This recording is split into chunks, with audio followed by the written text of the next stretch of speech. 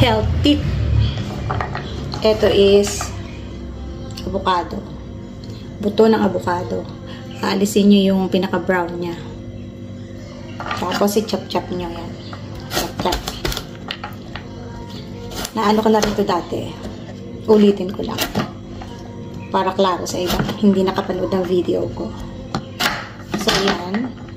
Tapos, oil o bahala kayo kung alcohol or epicacent oil. Ito, binuwasan ko na siya. Tapos, ilalagay natin kung lagay lang natin sa loob.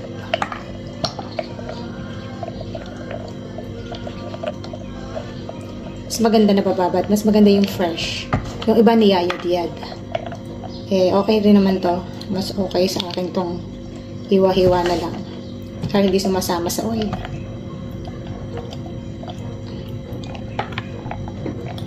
So, nagkikip na ako nito. Stock. Kasi may avocado. Bumibili na ako oil. So, yan. Balik na natin. Meron na tayong panghilot. Panghilot to ng ating katawan, yung mga kasukasuan natin, di ba? Pagkatapos ng work, masasakit, ganyan. So, pwede itong panghilot. Yung iba, yung mga may rayuma, ginagamit to hindi hilot, panghaplas lang. Parang ipinapahid lang talaga. So, yun lang. Bye-bye. Oh, health tip na ulit tayo ngayon.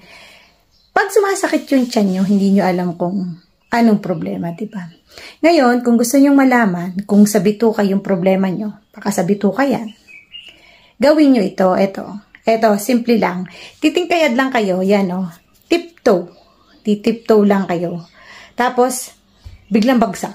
Yung biglang bagsak ha, huwag nyo kukontrolin. Yung biglang bagsak na ganyan. Kapag sumakit yung tiyan nyo, may naramdaman kayong sakit, meron kayong problem sa inyong bituka. Kaya, magpa-check up na. So, yun lang. Legit yan. Itanong nyo pa kay Dr. Alvin. Bye! Mga kabebang, tingnan nyo yung aking kuko. Diba? Medyo mapula. Pisilin natin yan. Yung pisil na maipit natin ng dugo. Kasi dito, malalaman natin kung may problema tayo sa dugo or kulang tayo sa nutrients o kulang tayo sa tubig lang. Kaya eto, tingnan nyo. Yan, pag inalis ko yan, makikita nyo maputla. Pero kailangan, babalik siya in 2 seconds sa kanyang yung makulay niya, yung normal niyang kulay. Yeah.